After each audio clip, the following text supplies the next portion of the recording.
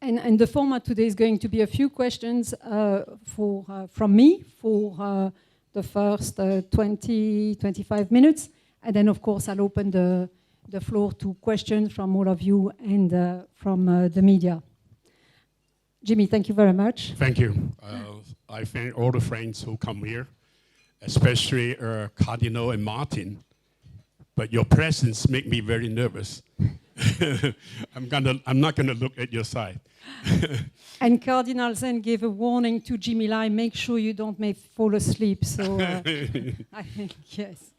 So we'll touch on two major things now. Yep. First, your group and journalism in Hong Kong, and then obviously the political situation in Hong Kong. Starting with a very simple one. How do you yourself get informed? How do you get informed? Do you look at TV? I think you don't like TV. What do you read? What do you listen to? Well, I read. You know, I'm very old style. I read. I read newspapers. I read magazines. You know, I read online. Even online, I read magazines like Economist and everything. Wall Street Journal. Yes, online. You go around. Yeah. Yes. Okay. Just to get us all on the same page about the activity of your group, can you briefly explain where you are at? What do you do in Hong Kong? What do you do in Taiwan? Well, we are just in both places. We are in a process of transforming ourselves to online. Okay. Because first, the magazine definitely there's no more market. You know, if it's dead, it's almost dead. So newspaper, we still have like 160,000 copies in Taiwan and 100,000 here. And it was 400,000 at its peak, right? Yeah, here. So I don't know how long we can sustain it, but definitely the whole hope for us is to go online, and especially on videos, because you know when you go online, video is more important than text. Right. Can you comment a little bit about the results? Because 10 years ago you were quite brash and confident, and you said many people are losing money in publishing, but I make money. And unfortunately, it looks like the numbers of your group have been quite bad recently. I know it's a lock-up time, so you can't give too many details about that, but can you still tell us how you're doing? I think I was over-optimistic.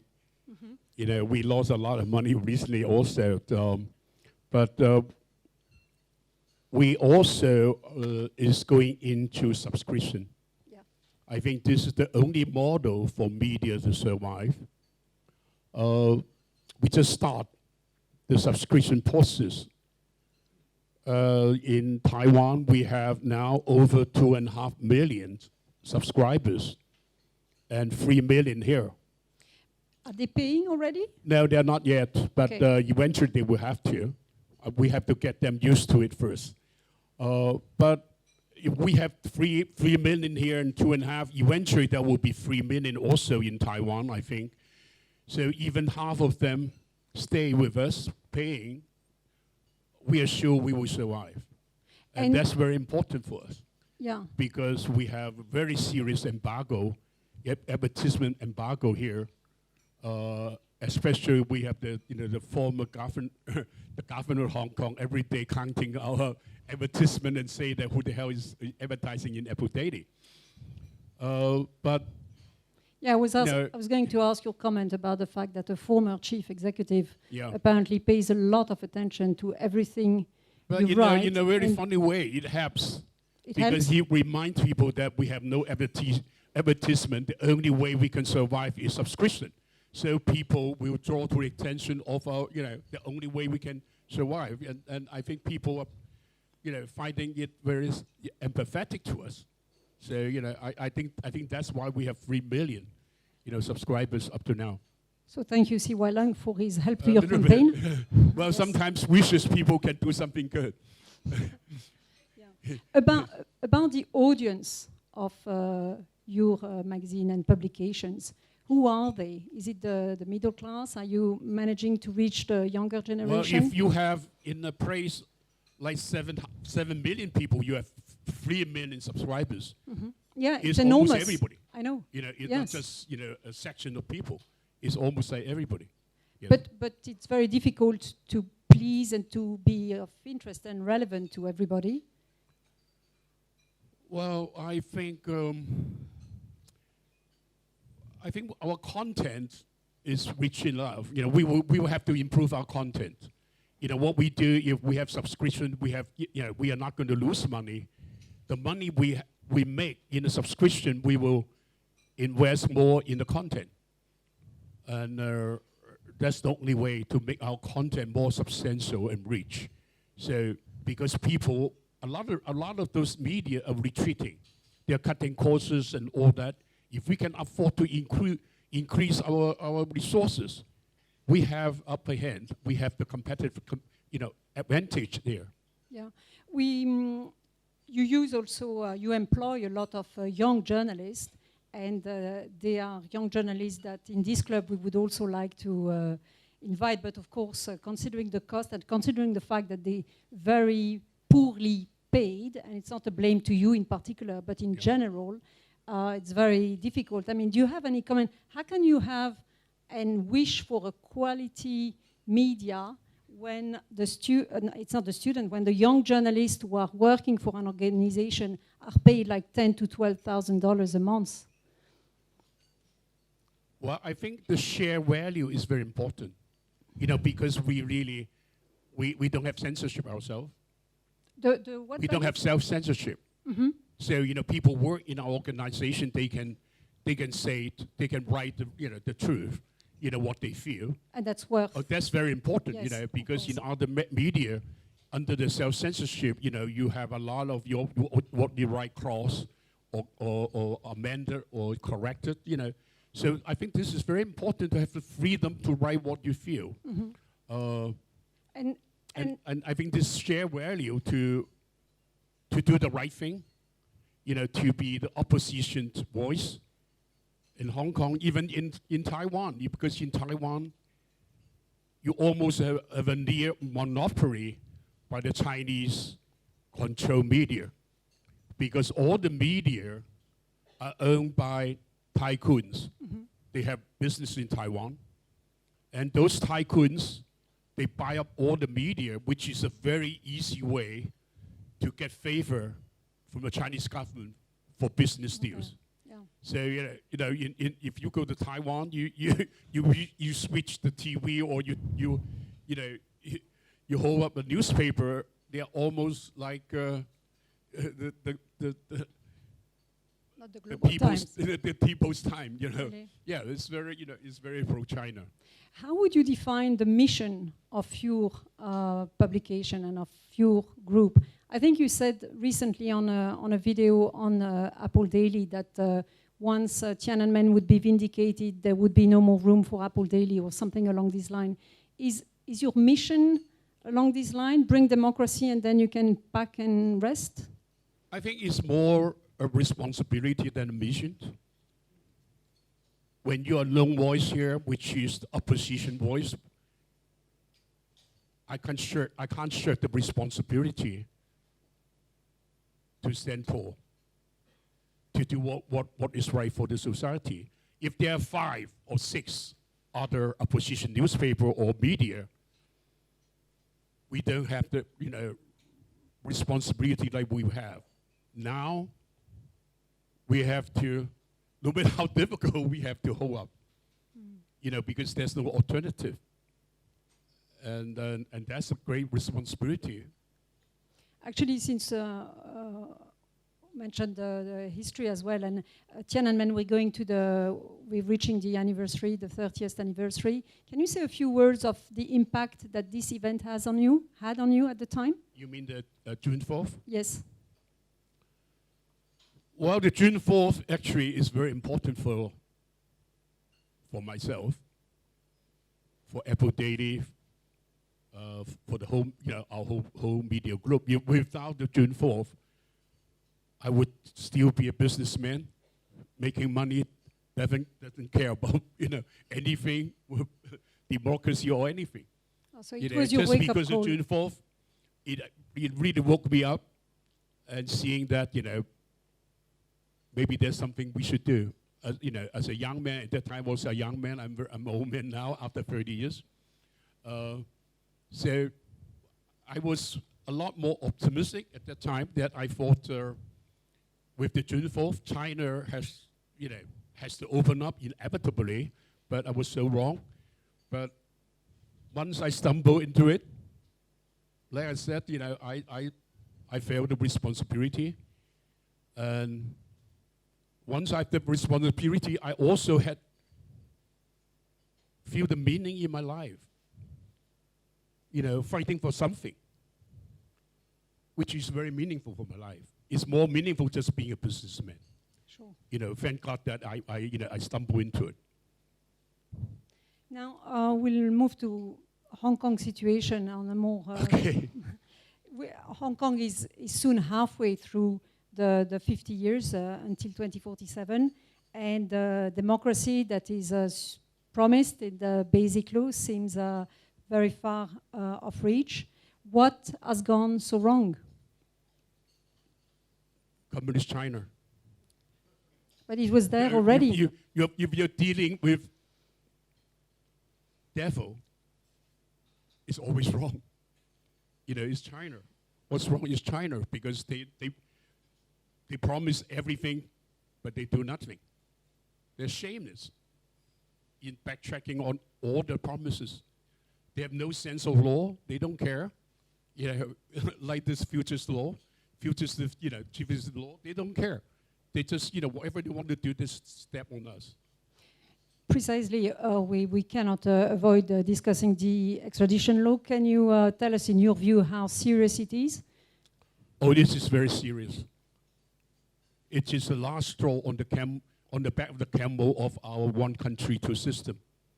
In one swoop, it finishes Hong Kong. It's a massacre of our freedom, of our legal system, of the free press, everything. It's finished. Some people say it is indeed more serious than Article 23. Definitely, because Article 23, we are still, if I'm arrested, I'm still go to the court of Hong Kong. If China requests my captive, I will be judged by China's law, which is rubbish.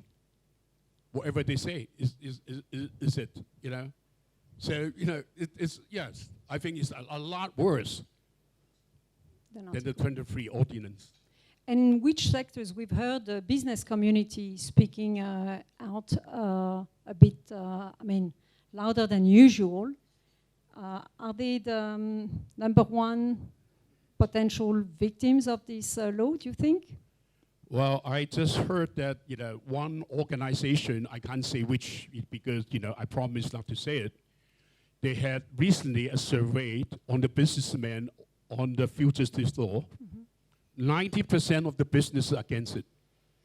That's why they have such a result, they don't want to release the survey.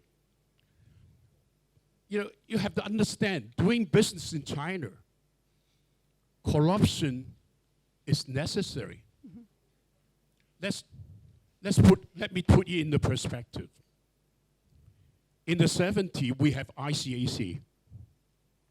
We eliminate all the corruptions in Hong Kong. And Hong Kong right away reduces its transaction in doing business. Hong Kong catapulted into an international business hub.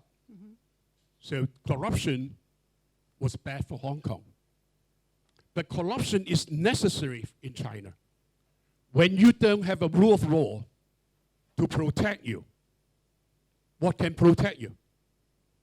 There's no protection. You can't do business without the protection of law unless you have the protection of people who have power over you.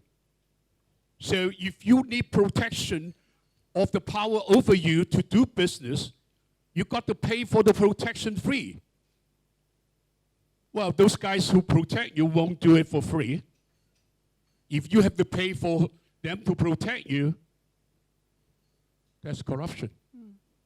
Without corruption, you can't do business in China. And this is just a fact of life. So all those people in China who have been doing business in China just because they have the protection of the people control them have been paying corruption. Yeah. And those corruption had records in a lot of those officers. They are now being purged and in prison. Those guys are very afraid because when they purge those officers, they ask you where the money has come from. They have to ask you who gave you the money. All those guys' names is in the list. If China wants to nab anyone, to keep anyone, to take anyone to China, those businessmen, any one of them, they are on the list. They will be, anytime they will be taken to China. But I've also heard from some business people that their real concern is that this new law may just add a new layer of corruption, in the sense that it will be a way to put pressure on you. A new way out of this legal system will be to pay further. You mean the corruption in here? No, I mean to get out of the system, because there will be a threat, further layers of being arrested, and then the way out, as it happened in some cases. I don't know whether it will be worse for corruption, because China's corruption is so bad already. You can't. I don't think it can't get worse. It can get worse, but definitely it will make it very difficult to do your business in China if you have a dispute with your Chinese partner. If the guy knows somebody high up, he can fabricate some crime of you.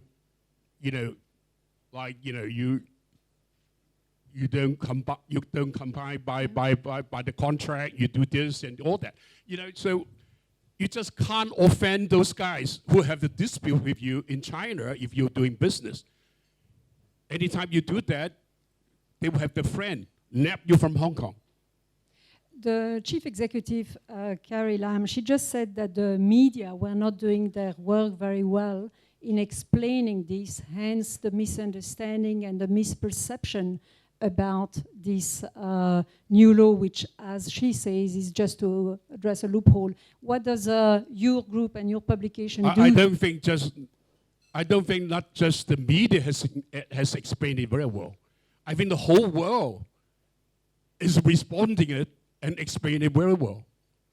Everybody's against it. The US, UK, Canada, everywhere, And they just use this so-called murder crime, to push through something so evil. And really, I mean, if we can't explain it very well, can she explain it to us? She can't explain to us now. I don't see the urgency of it. I don't see why just because one murder case that we have to sell Hong Kong down the tube of tyranny.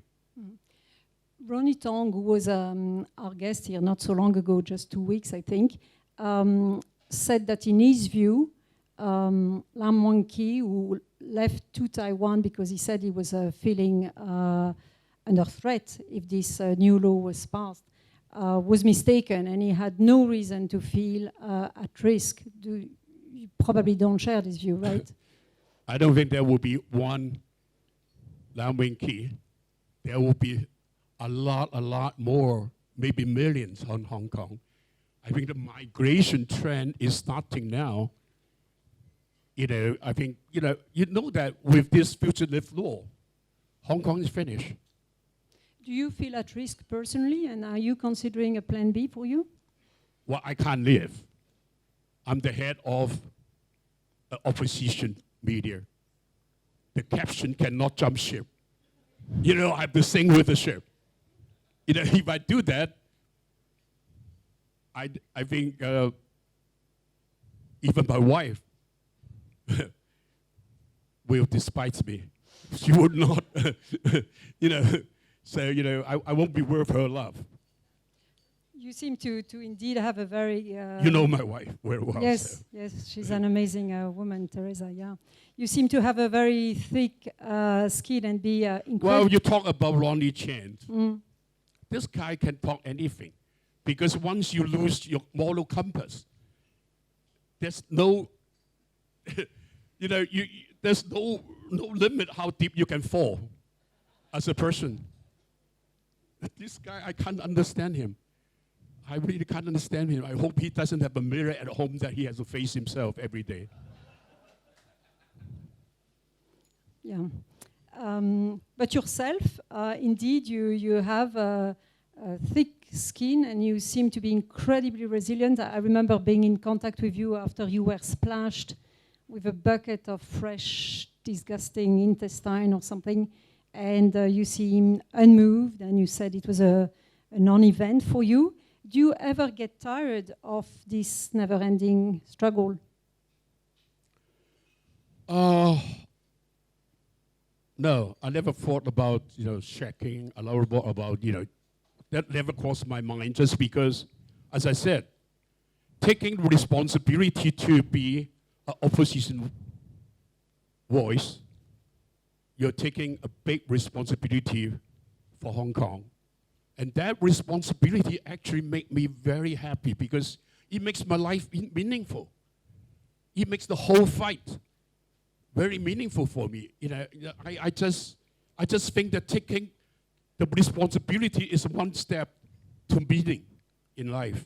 What, sorry? To meaning in life. I can't imagine I would have the same meaning in life. I would have this, I would be as happy as I am now. If I just stay a businessman, I would be richer. Maybe, well, I'm still rich now, but it doesn't matter.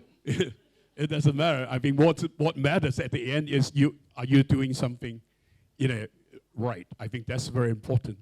And are you considering the responsibility, as you say, that you have and that your media has to some extent in Hong Kong society?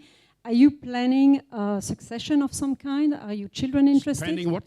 Succession for managing your group? I mean, you have good people around you, but... I definitely won't push my kids to succeed me.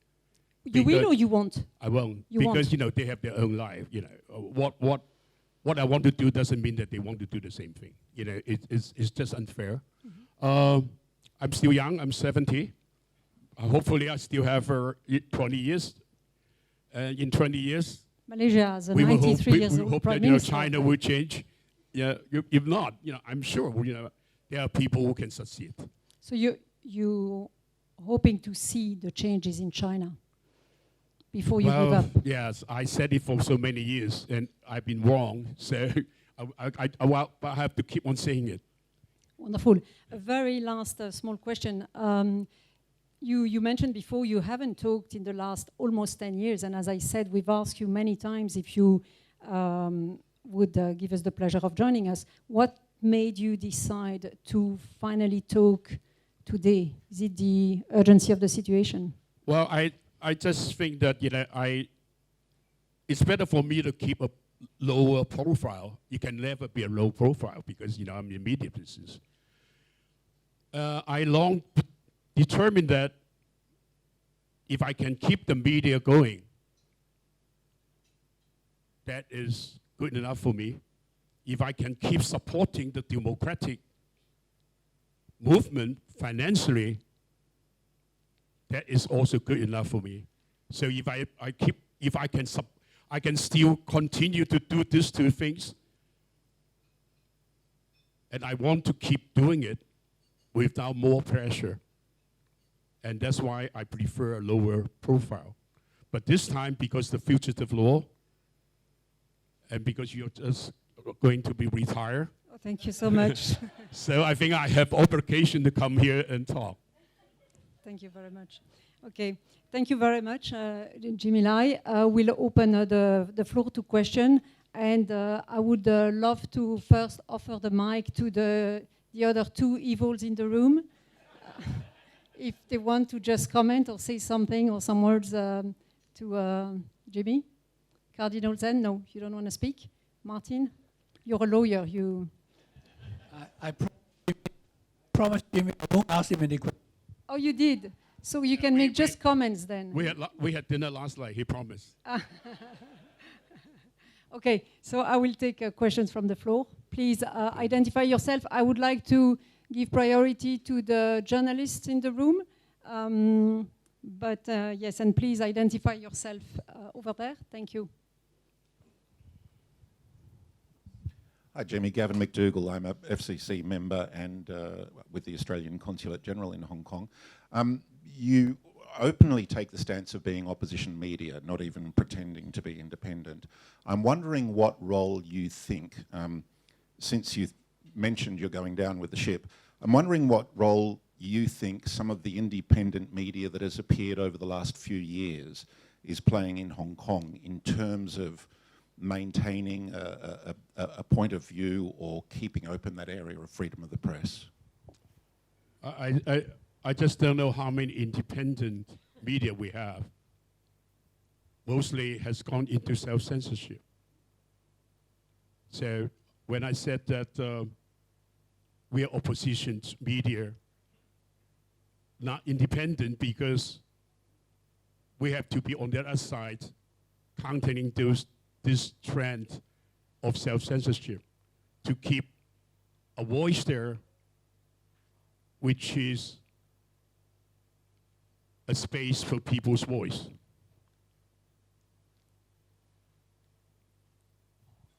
Next question. Yes, Keith Richburg here. Thank you.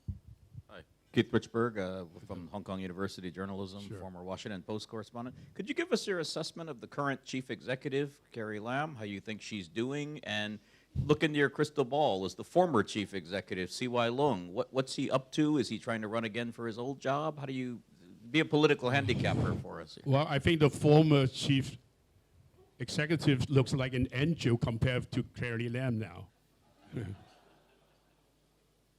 I never thought Carrie Lam could be so evil. I never thought. But now I know. Well, really, she is evil. I can't have any other word to describe her. Next question. I'm sure you all have questions. I mean, you shouldn't miss this opportunity. I've got another 50 questions, but yes, Ed. Ed Chin with the Yeah. FCC Press Freedom Committee.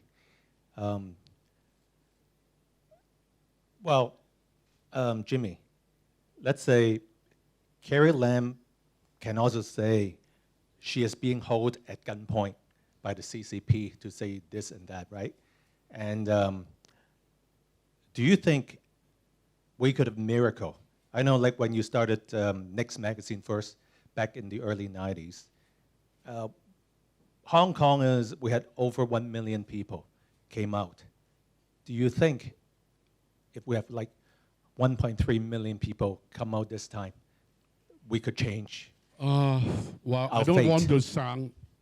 I was very pessimistic, you know, what I said. I don't want to sound like a requiem for the death of Hong Kong. Definitely, there's still hope.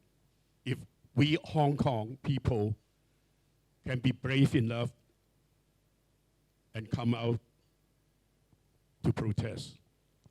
You know, there's another demonstration for June 4th, and hopefully, you know, with the issue of the fugitive law on the 26th of this month. And hopefully there will be another one just for demonstration against or protest against the fugitive law in middle of June. We have to motivate, you know, we have to really motivate and move people to come out. This is the last battle. This is a battle against the massacre of our freedom. We have to come out. You know, anybody who don't want to come out, want to stand by and look at look at it as somebody else's business and become the accomplice of Carrie Lam and the Chinese, they will regret it. They will regret it. This is the last time. We have to come out. Actually, on the technicality of the passing of this law, currently it looks like the government is trying to push it through, right? Can you comment on this? Because on the one hand, it looks like the government wants to push it. At the same time, the liaison office was calling in the members of parliament to tell them to vote. Well, with China's hand so visible and so strong pushing this, it's very pessimistic. It's almost impossible for it not to pass. Especially they want to really, scrap all those procedures, legal procedures, and put the bill to the full council for the vote. And if that happened, it will pass because they have the majority. And this could happen within a matter of 10 days? A month and a half. That's why, we have no time. People have to come out. We have to save our home. We can't do that. And on the question of lobbying, there are many people, including Martin Lee and Sun Chan, who go to Washington to lobby, and Demosisto goes there a lot as well. I always wonder if the energy should not be better spent with Hong Kong people. Yes, if more organizations come out and have a conference, press conference, and in protest of it, like FCC, you should organize before you organize a press conference to protest this.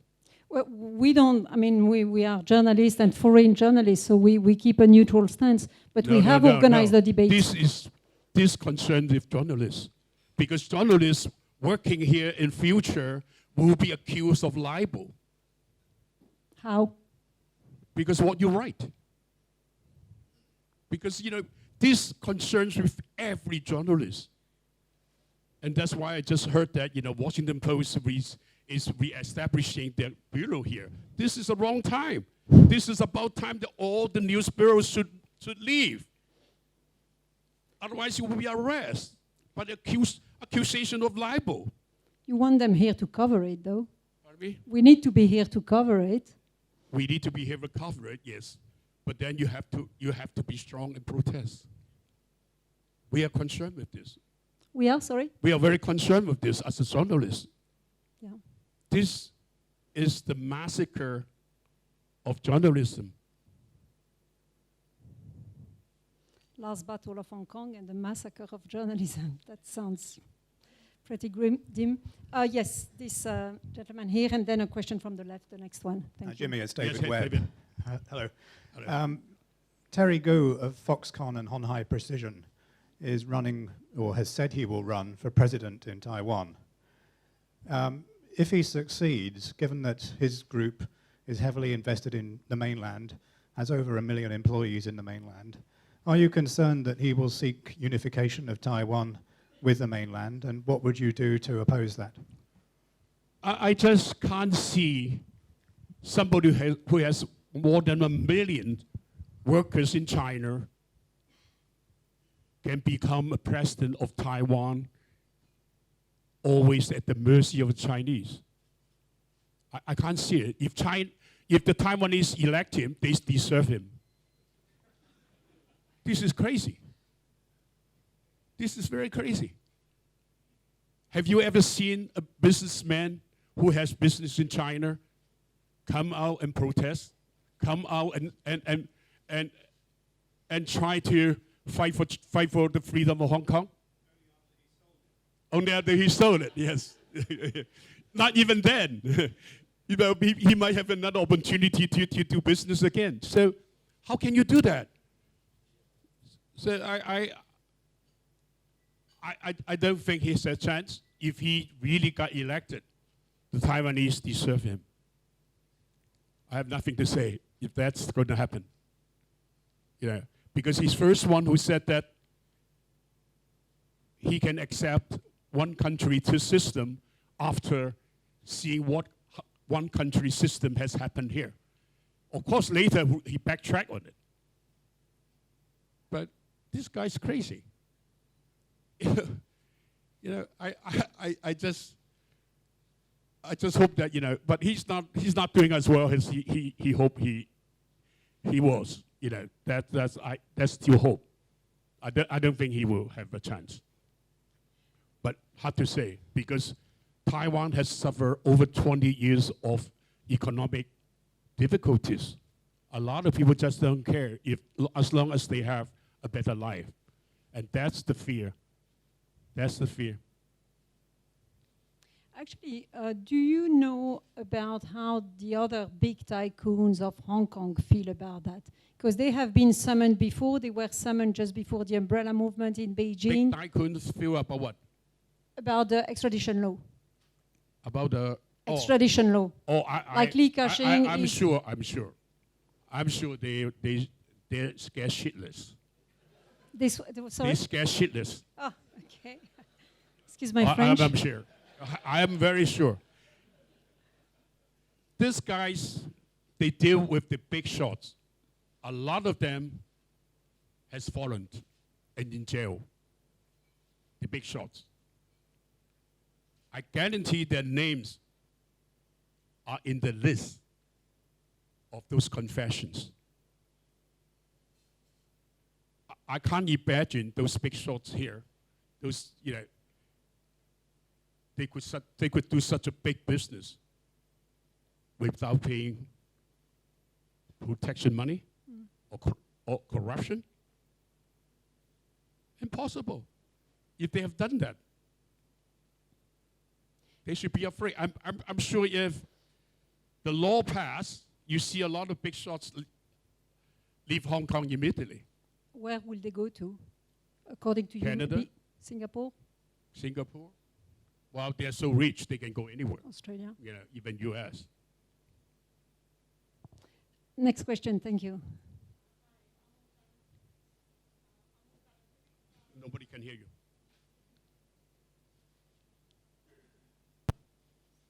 We'll just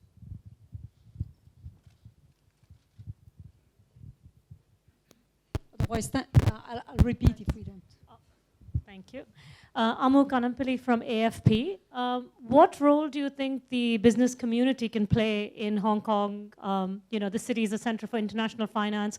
What can international companies do if, as you say and other people have pointed out, they are worried about the implications of this extradition law going forward?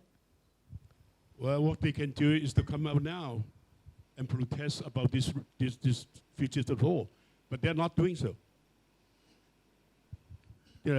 I'm sure they behind the scene, they want us to do it for them. They want us to fight for them. It's the first time that I've been feeling that people in business are more friendly with me than they ever was. They never were. They always perceive me as a troublemaker, but now they say hi to me in the airport. Next question, please. Yes. Hi, Zach Coleman with Nikkei Asian Review. I just wanted to follow up on that about the business community. I mean, before the Hong Kong General Chamber and some of the other local chambers of commerce were very vocal about the extradition proposal. And you mentioned what they're telling you privately, but do you think they've just sort of gone quiet because of what Beijing said, or where, like we saw in 2003, where in a way they were instrumental in the Article 23 legislation falling down? Where's the business community? Well, I think just a week ago, I was very hopeful that the longer the bill the longer the bill before it passed, the more people from the business will come up. And definitely that was showing signs of it until the liaison office, China, put a very strong hand on those guys, that's nakeds. So, now they keep quiet. And that's the way the business people are. They see money and they see nothing else.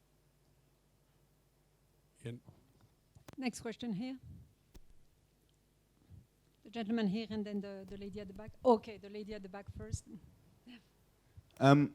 Okay. My sense is that the umbrella movement was like the... Can you introduce yourself, sorry? Colin Bennett.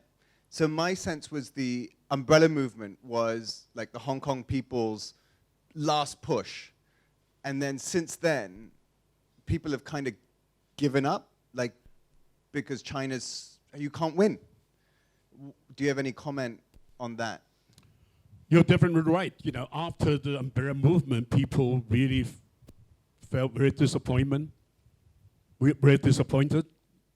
and let off a lot of steam. But this fugitive law has activated them. You know, you see the rigor of people coming back to the movement.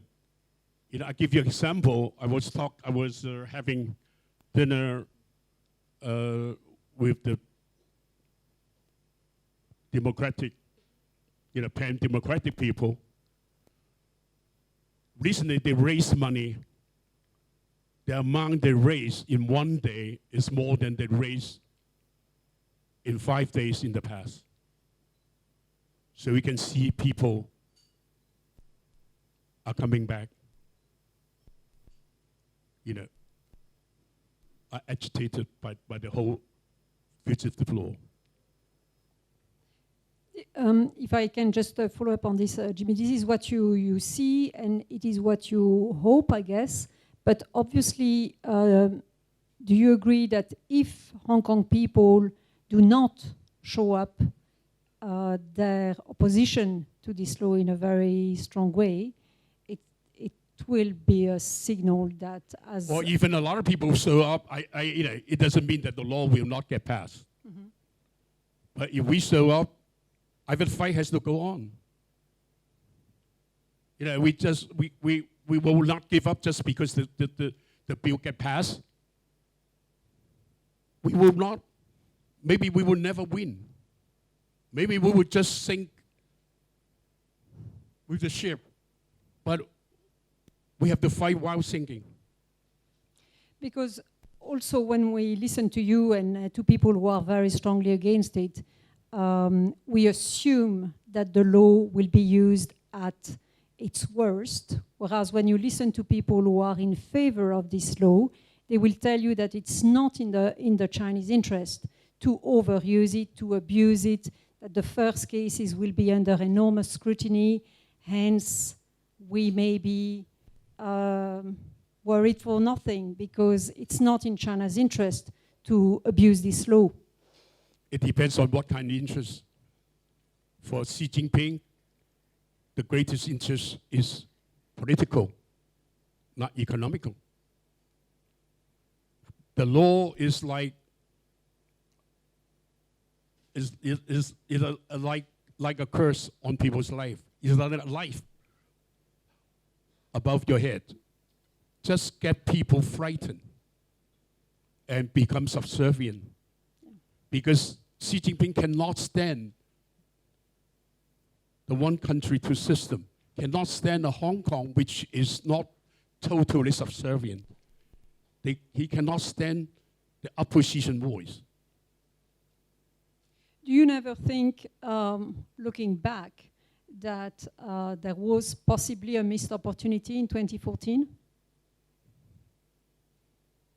Because even that approach of democracy or to democracy for Hong Kong looks like very far from being reconsidered even in the next 5 or 10 years. But it doesn't mean that we should have accept 23. Not Article 23, I'm talking about the reforms that were on the table in 2014 and which were refused, But that was not a democracy, that was a lie. Okay. That was a fake. We can't accept can't accept a lie. Mm-hmm. Thank you. Next question, yes, here.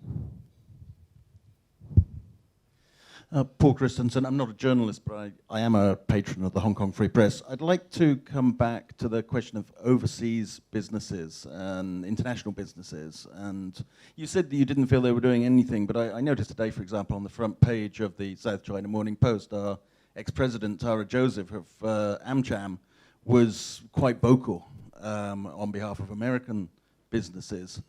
Do you feel this is productive or counterproductive in the way that maybe it's backing Beijing into a corner the more America reconsiders possibly the Hong Kong Policy Act and so on? Does that make China more determined to push this through, or will it have some positive effect? So what do you mean?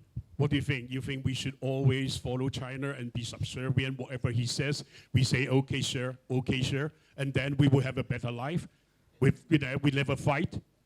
All the freedom we have today in the world, Okay, so we fight for it. Of course, but your point is that also that you feel strongly that the international businesses have a part to play in that. Obviously, it's primarily a They are very Hong important. Kong problem. They are very important. The international business are very important. If you frighten those businessmen and they leave Hong Kong, that is some concern for the Chinese. Have you therefore considered perhaps within your media group a bit more non-Chinese content that's more accessible, shall we say, to the international businesses so they're more aware of what's going on? Media is local. We have to cover the local news and local sentiment.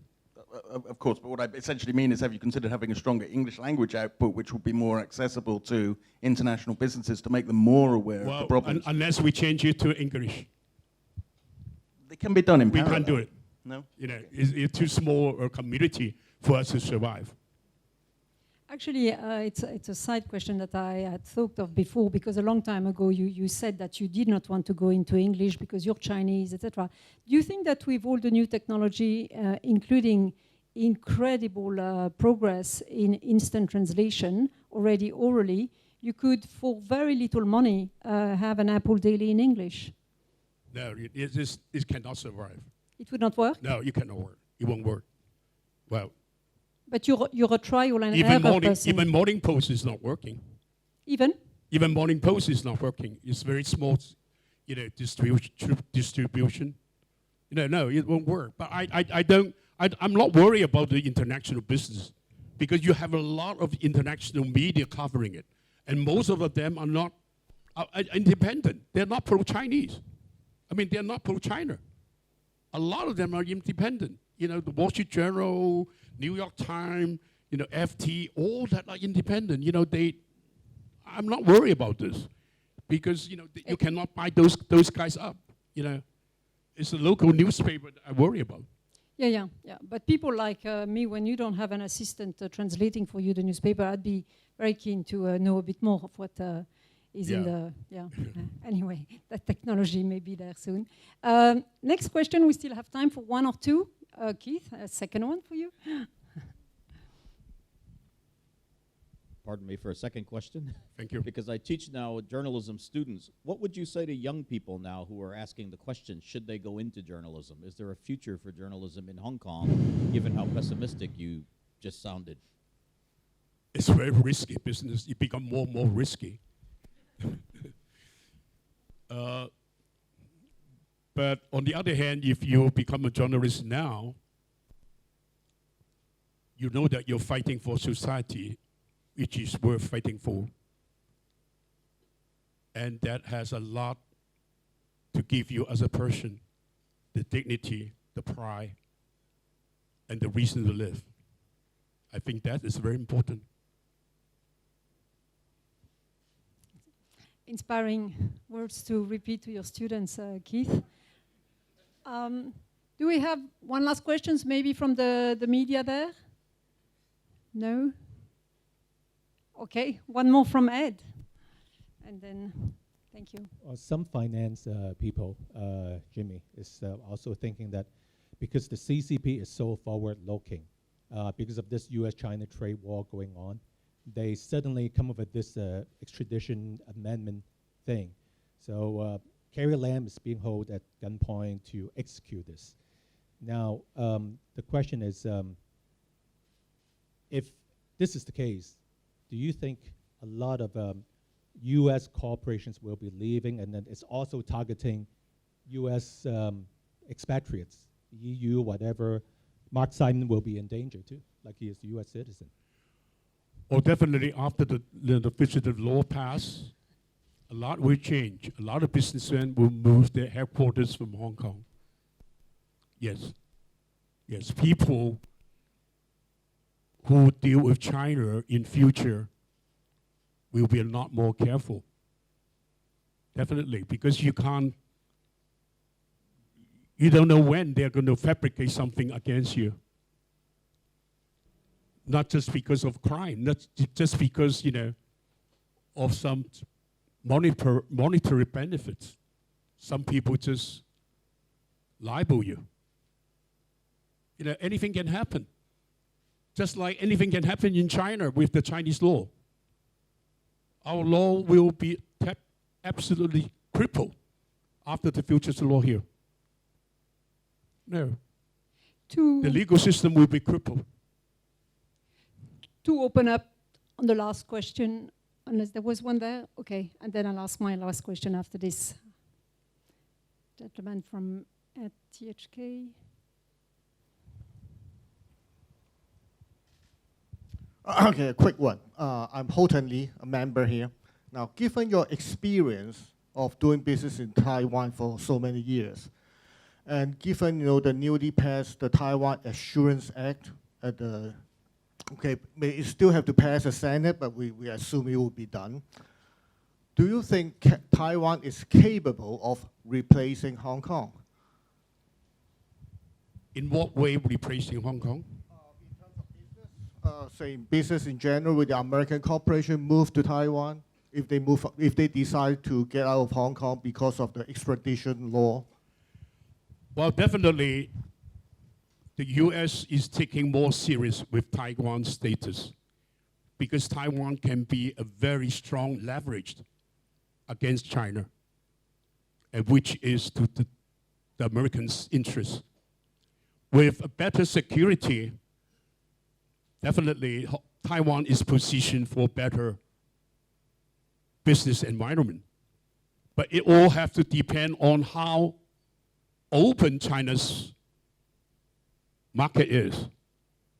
Because I have been in Taiwan 20 years, I can tell you the Taiwanese press and the intellectuals are all the progressive, are all the leftists.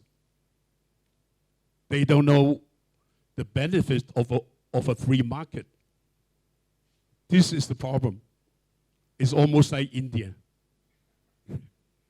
The Fabian idea. This is one thing that not politics can change them. Just to finish, Jimmy, would you comment on the US-China trade war? I think you have a different take on what it is and what does it mean. That's more than a trade war. I think Donald Trump wants to change China into a behaving international member, into the core value, the core system of the world trade, which is very difficult. And it is a war between two value systems, not just a war between two trade. It's going to be very difficult, but because the Chinese, they don't have a sense of law. It's not like something you can buy. You can go out and buy a car, it's fine, but you can't buy a sense of law. But if they don't have a sense of law, if they are desperate enough, they will agree to everything. Because they agree to everything doesn't mean that they agree to the legal bindings, because they have no sense of law. They can agree to everything and then do something otherwise. So I don't know how desperate the Chinese is. It's going to take a long time. But eventually, I think, given the situation in China is so unstable and the economy is sliding. And since Xi Jinping become the emperor, the opposition in the party is also very strong. So maybe in crisis, he will have to agree to the Americans' condition. But it doesn't mean that they will follow it. It doesn't mean that they will. They will follow it. Well, we've come to 2 p.m. already. Thank you. Enormous thanks to Jimmy Lai for joining us today, and thank Thank you you. all for being here. Thank you.